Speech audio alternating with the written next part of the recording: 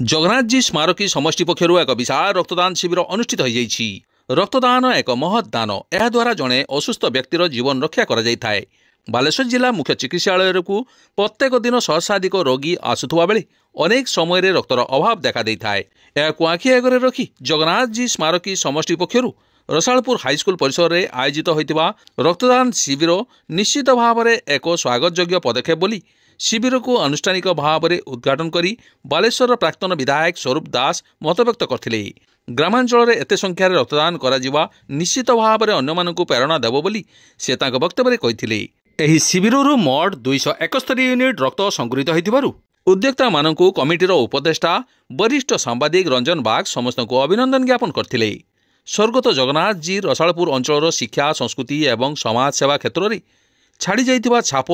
चिरस्मरणीय होई रहिबो बोली श्री बाग कहिथिले। एथर अन्यमानक मध्यरे एही शिविर में स्थानीय वरिष्ठ समाजसेवी तथा राजनेता अर्जुन प्रसाद दास, समिति सभ्या रंजिता नायक, धीरेन नायक, छात्र नेता विभुपद परिड़ा, सौभाग्य खुंटिया, पूर्वतन काउंसिलर संजय बेहरा, श्रमिक नेता अभिजित दास, स्थानीय समाजसेवी सत्यनारायण महापात्र, समाजसेवी जसनंदन आस, रमानाथ नायक, जुगल महल, प्रभात महल, प्रदीप दास, दिलीप द्विवेदी, प्रशांत नायक, छात्र नेता हृषिकेश बेहरा, विकास बेहरा, मनोज गिरी प्रमुख यह विशाल रक्तदान शिविर को परिचालना करथिले। यह कार्यक्रम को स्वर्गत जगन्नाथ जी पुत्र अशोक जी, विनोद जी एवं आलोक जी प्रमुख संचालन करथिले।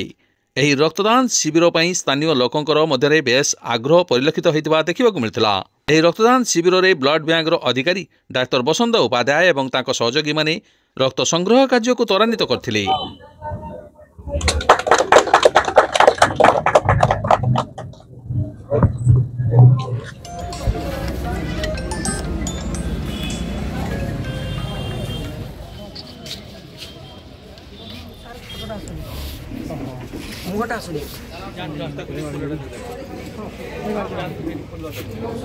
फर्स्ट टाइम डोनर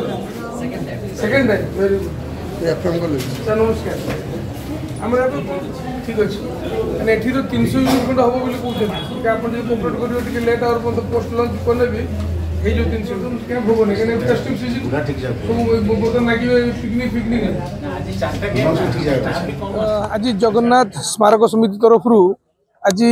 विशाल रक्तदान शिविर आयोजन कराई। आपण समस्ते जानी जे जगन्नाथ जी ये अंचल जड़े एभली नेतृमंडली भर अच्छा जहाँ को अंचल लोक बहुत भल पाती और द्वितीय श्राद्धवार्षिक अवसर में गोटे विशाल रक्तदान शिविर आयोजन कराई